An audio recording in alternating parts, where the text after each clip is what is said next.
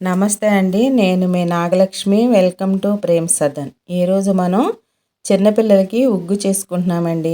6 నెలలు వచ్చేసిన పిల్లలకి వెంటనే అన్నం ప్రసన అయిన తర్వాత అన్నం వెంటనే పెట్టకూడదండి.